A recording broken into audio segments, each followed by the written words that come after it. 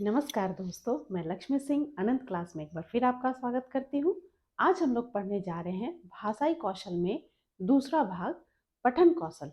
हमने श्रवण कौशल पढ़ लिया है। आज हम लोग पढ़ने जा रहे हैं पठन कौशल, यानी कि रीडिंग स्किल कैसे होती है। आज उसकी अर्थ और परिभाषा पहले देखते हैं।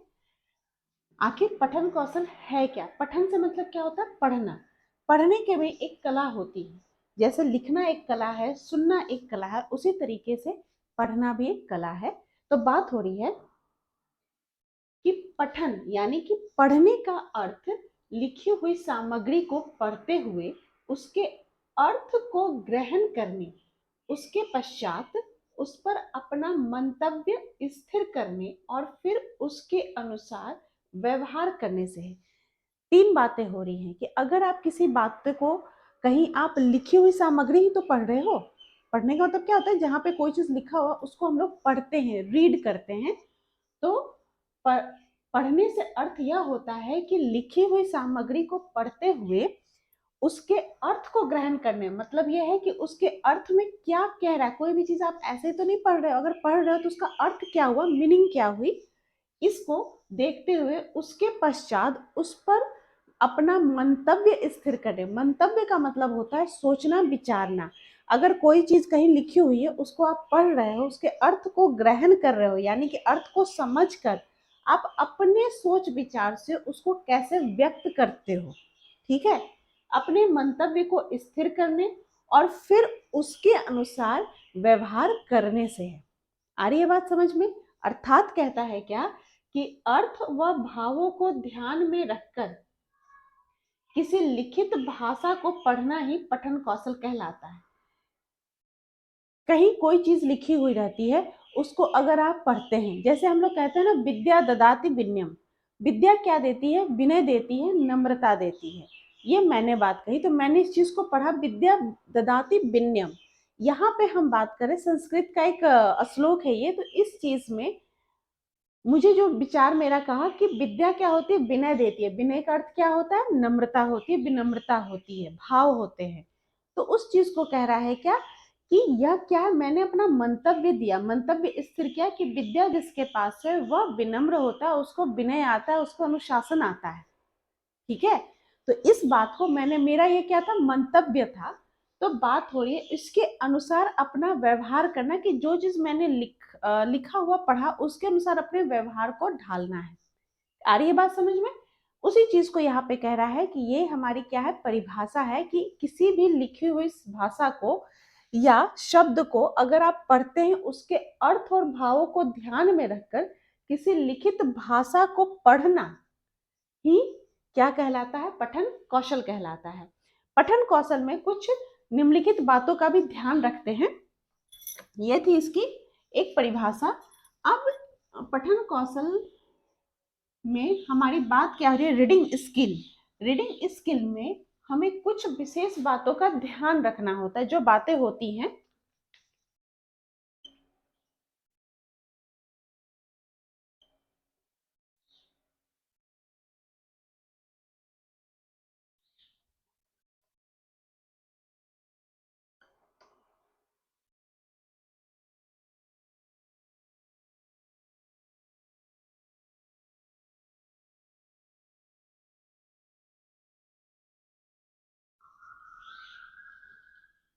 पठन के अंतर्गत कहता है कुछ निम्नलिखित बातें ध्यान में रखनी होती हैं।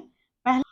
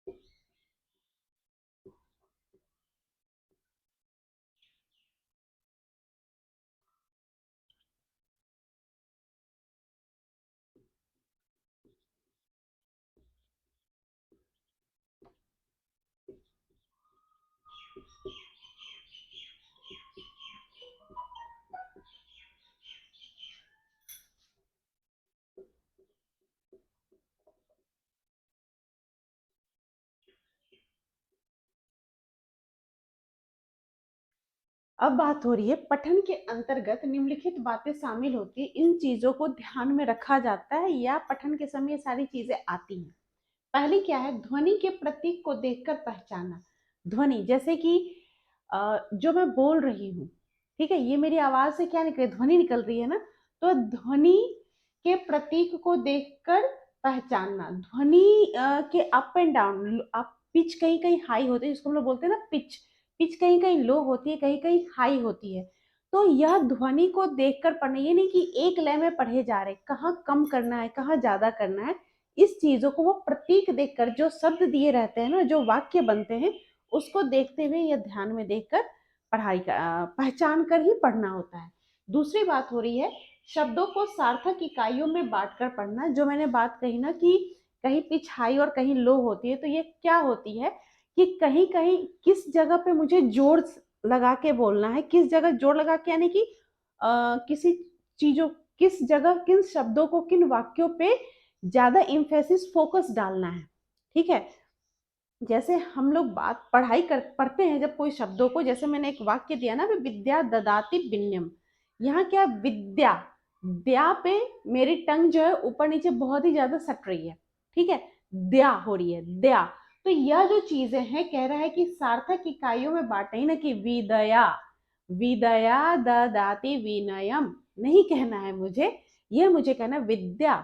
तो प्रोनाउंसिएशन जिसको हम लोग कहते हैं, उच्चारण जिसको कहते हैं, ये हमें इस प्रकार से करनी है कि इकाइयों में इसको बांटना है कि किस शब्द पे मुझे जोर देना है, किस शब्द पे मुझे कम जोर देना है, और कहाँ पे मुझे पूर्ण विराम है, वहां मुझे अपने आप को थोड़ा पॉज देना है।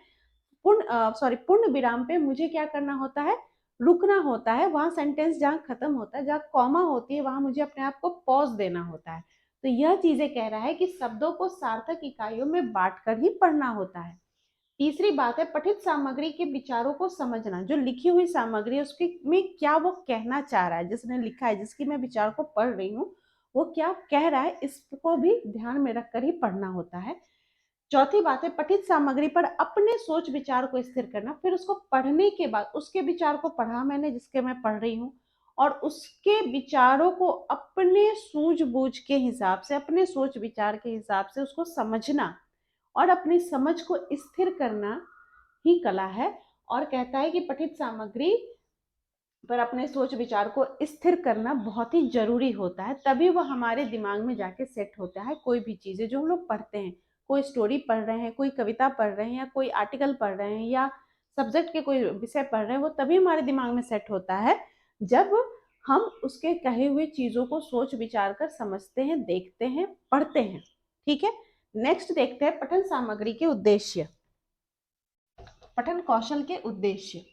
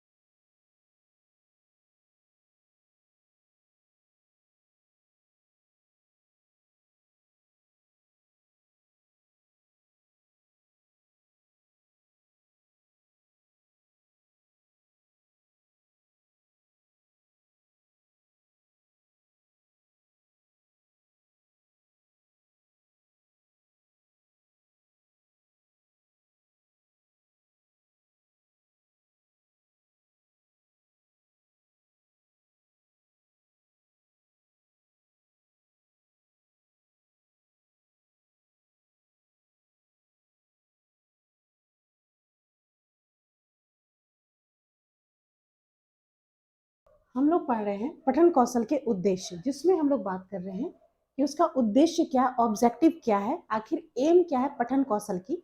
इसमें बात हो रही है कि वर्णमाला के सभी अक्षरों को पहचान कर पढ़ना। बच्चे को क्या सिखाना है कि वर्णमाला के सभी अक्षरों को बच्चे को पहचान हो सके। दूसरा है छात्रों को तीव्र गति से पढ़ने का अभ्यास कराना। छात्र जो होते हैं, जो मैंने आपको पिछले वीडियो में बात की है कि कोई बच्चा अगर कोई चीज को सुनता है, जिस चीज को बहुत अच्छे तरीके से, तब उसके दिमाग में वो जाके अपनी कही बातों को सुनना या किसी के भी कही बातों को अगर ध्यान से सुनता है तो सीधे उसके मस्तिष्क में जाता है। तो अगर आप तीव्र गति से पठन करते हैं, पढ़ते हैं, तो ऑब्वियस सी बात है कि आप कानों में भी सुनते हैं और वो आपकी क्या है, पढ़ने की क्षमता विकसित होती है और वाचन क्षमता भी विकसित होती है। नेक्स्ट है स्वाध्याय की आदत को विकसित करना। सेल्फ स्टडी को बहुत ही अच्छी स्टडी माना गया है। स्वाध्याय, अगर आप खुद से पढ़ना सीख लेते, सेल्फ स्टडी, अगर आप कोई चीजों को अपने से, जैसे अपने स्कूल में पढ़ा, ट्यूशन में कुछ बच्चे लेते हैं, अगर पढ़ रहे हैं, उसके बाद अगर घर में आके भी खुद से पढ़ते हैं तो उनको जल्दी समझ में आता है कोई चीजों को। कुछ पॉइंट्स जो उनको नहीं समझ में आता, वो जाके फिर टीचर से वो डिस्कस कर सकता है।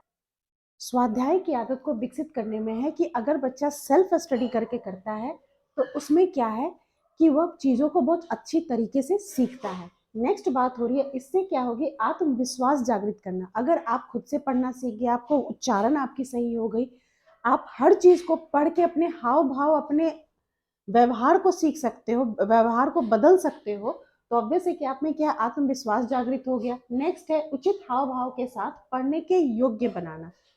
ऑब्वियस सी बात है, इसमें भी बात मैं कह रही हूँ कि अगर आप जो आप लिखित शब्दों को, भाषा को आप जो पढ़ रहे हो, उसके अर्थ और भाव को समझ रहे हो, तो उसके अकॉर्डिंग आप अपने भी हाव भाव को बदल सकते हो। तो उचित हाव भाव के साथ अगर आप पढ़ने के योग्य बन जाते हो तो आप समझिए आपकी पठन कौशल बिल्कुल ही विकसित हो गई। तो यह भी एक उद्देश्य है पठन कौशल का। दृश्य इंद्रियों को क्रियाशील बनाना। ऑब्वियस ही बात है, हम कोई चीज पढ़ते हैं किस तरह से, आंखों से देखकर ही पढ़ेंगे ना। तो अगर आपकी दृष्टि कौशल, आपकी दृष्टि इंद्रिय, जो चीज आप देखते हैं, ये दृष्टि इंद्रिय से मतलब ये है कि अगर आप, ज्ञानेंद्रियां हैं ये मेरी, देखने की क्षमता भी क्या है, जो हम कोई चीज देखते हैं मेरी ज्ञानेंद्रियों के द्वारा ही देखते हैं। तो दृश्य इंद्रियों को क्रियाशील, एक्टिव बनाना, कि आप किसी भी चीज को देखकर कैसे सीखते हो, एक्टिव बनाना। कि देख, जितनी कोई चीज, बात कहा जाता है सुनने से ज्यादा देखने कर, जो देखकर पता चलता है। अगर आप किसी की कही सुनी बात पे विश्वास करो और जो आप अपनी आंखों से देखो, दोनों में बहुत अंतर होता है। अगर कही सुनी बातों पर विश्वास न कर कर कहा जाता है कि देखी हुई बातों पर विश्वास करना चाहिए। तो इसमें कहा जा रहा है कि दृश्य इंद्रियों को भी क्रियाशील बनाना है पठन कौशल के अंतर्गत। नेक्स्ट है लेखक के मनोभाव को स्पष्ट ढंग से समझने की योग्यता विकसित करना। पठन कौशल का मेन उद्देश्य क्या है कि जो आप, जिस भी लेखक की, राइटर की आप बुक पढ़ रहे हो, कहानी पढ़ रहे हो, कविता पढ़ रहे हो, कुछ भी आर्टिकल पढ़ रहे हो, तो वो किस मनोभाव से लेखक ने लिखा है, उसके मनोभाव को समझने की योग्यता आप में विकसित करना पठन कौशल का एक उद्देश्य है। नेक्स्ट इसमें बात कर रहे हैं हम लोग पठन कौशल के शिक्षण विधियां।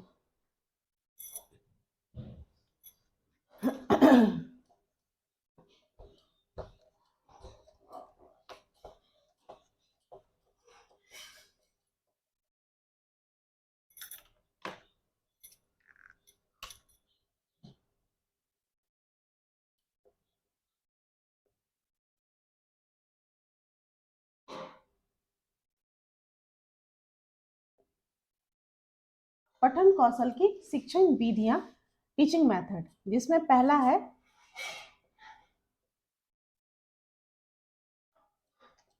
वर्ण उच्चारण विधि।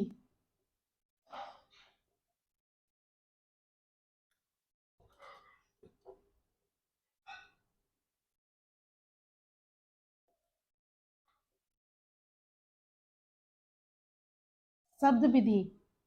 फिर है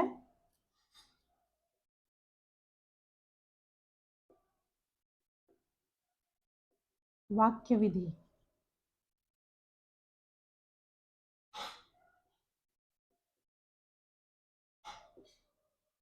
ध्वनि साम्य विधि।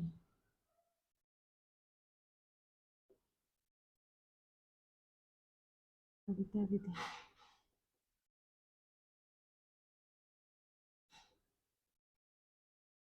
कहानी विधि।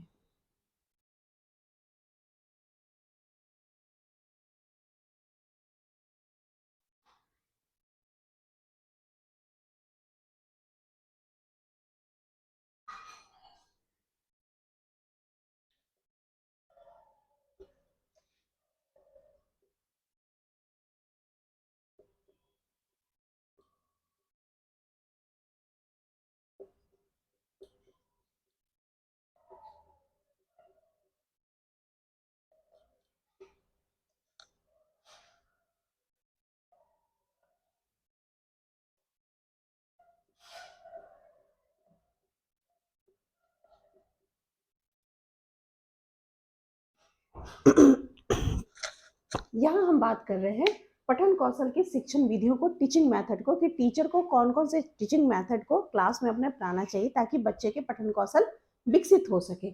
इसमें पहले हम बात करें वर्ण उच्चारण विधि।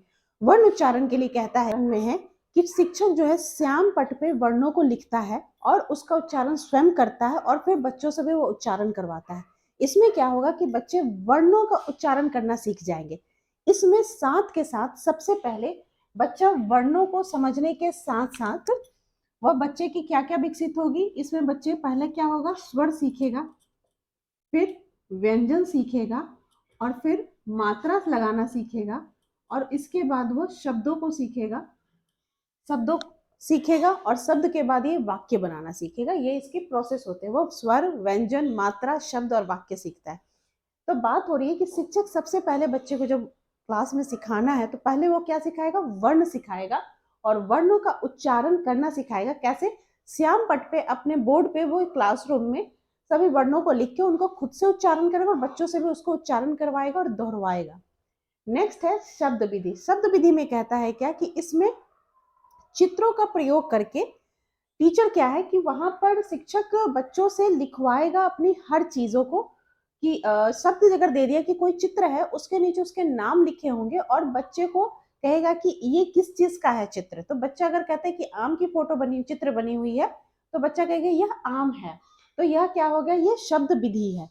शब्द विधि के द्वारा टीचर क्या होगा, बच्चों को शब्दों का ज्ञान देगा ताकि चित्रों को दिखाकर बच्चे जो हैं उसको, चित्र को भी याद रखेंगे, समझेंगे कि और यह आम की तस्वीर है और वो शब्द को भी ज्ञान करेंगे। नेक्स्ट है वाक्य विधि। वाक्य विधि में कहता है कि टीचर खुद से एक वाक्य बोलेगा। चित्र, जैसे कि एक घर का चित्र बना हुआ है और टीचर से कहा, टीचर कहता है कि मेरे साथ ये क्या है, बच्चा कहता है ये घर है, शब्द हुआ। साथ में उसको पूछा जाता है कि टीचर कहता है कि यह घर मेरा है, आप भी साथ में बोलो। बच्चा क्या कहेगा, यह घर मेरा है।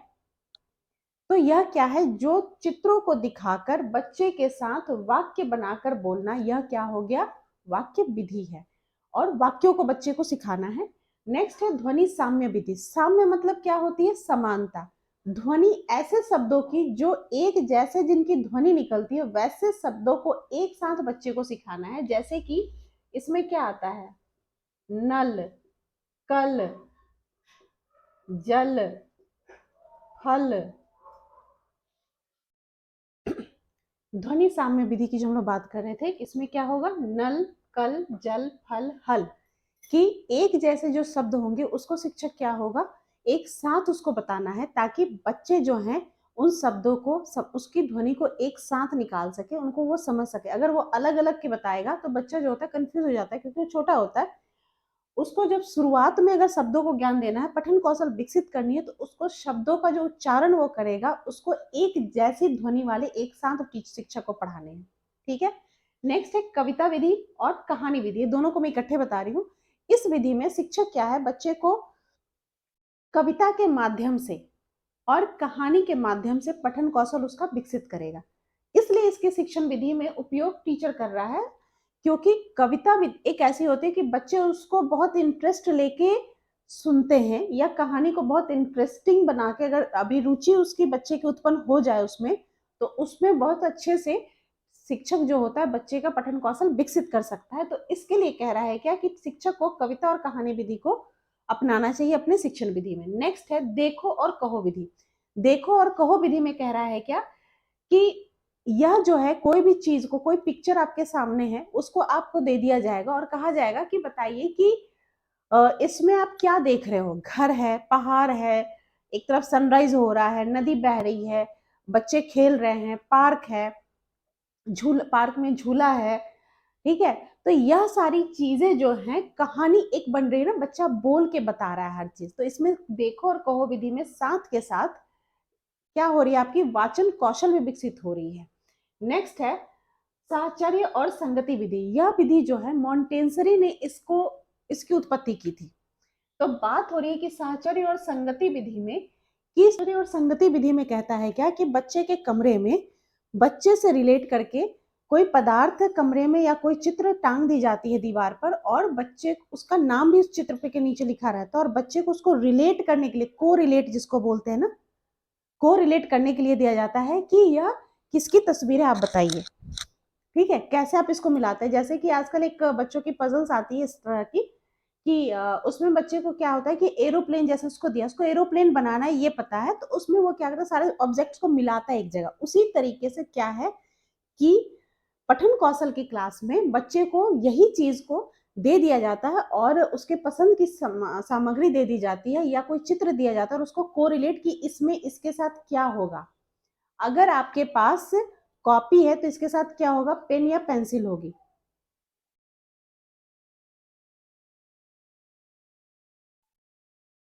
ठीक है, तो यह क्या हो गई, बच्चे का क्या है, इसमें साथ के साथ बच्चे का क्या हो रहा है, वाचन कौशल भी इसमें भी विकसित हो रहा है। और बच्चा जो होता है प्रैक्टिस करके अपने वर्णों के उच्चारण करने में वह बिल्कुल सटीक हो जाता है, निपुण होने लग जाता है। नेक्स्ट है इसमें क्या, अनुकरण विधि, जो हम लोगों ने बात कही थी पठन कौशल की परिभाषा में, कि कहता है क्या कि अगर आप अर्थ और भाव को, जो लिखित भाषा है उसके अर्थ और भाव को अच्छे से समझ लिए हो, तो उसको आप अपने व्यवहार में भी ला सकते हो। अपने मंतव्य के अकॉर्डिंग, अपने मंतव्य को स्थिर करके आप उसको अपने व्यवहार में ला सकते हो। तो कहने का तात्पर्य यही था कि अगर आप जो लिखित बातें हैं उसके आप हाव भाव को, उसके अर्थ को, अगर आप विचारों को समझ चुके हो, तो उस जगह पे अपने विचार भी शामिल करके, मंतव्य को शामिल करके आप उसको अपने व्यवहार में ढाल सकते हैं, व्यवहार में उसको रख सकते हैं। इससे क्या होगा कि आप बहुत अच्छी बातों को सीखना शुरू कर देंगे, बहुत आपके हाव भाव बदल जाएंगे। जो हम लोगों ने बात की थी पठन कौशल के उद्देश्य में कि उचित हाव भाव का विकसित होना, तो ऑब्वियस ही बात है कि आप अनुकरण करना सीख जाएंगे। तो शिक्षक यह विधि में निपुण करा देता है बच्चे को अगर, तो बच्चा क्या होता है, उसकी पठन कौशल भी क्या होगी, विकसित हो जाएगी। तो आज हम लोगों ने पढ़ा पठन कौशल की अर्थ और परिभाषा, उसके उद्देश्य और उसकी कुछ शिक्षण विधियां। आपको और भी अगर शिक्षण विधि और उद्देश्य मिलते हैं तो आप इसको जरूर से जरूर राइट डाउन करिएगा। मेरे वीडियो के साथ बने रहिए, ज्यादा से ज्यादा लाइक करिए, सब्सक्राइब करिए। अगर मेरे चैनल में नए हैं तो इसको फटाफट सब्सक्राइब करिए और मेरे वीडियो से जुड़े रहिए। मिलती हूँ नेक्स्ट वीडियो में नए टॉपिक के साथ, तब तक के लिए नमस्कार।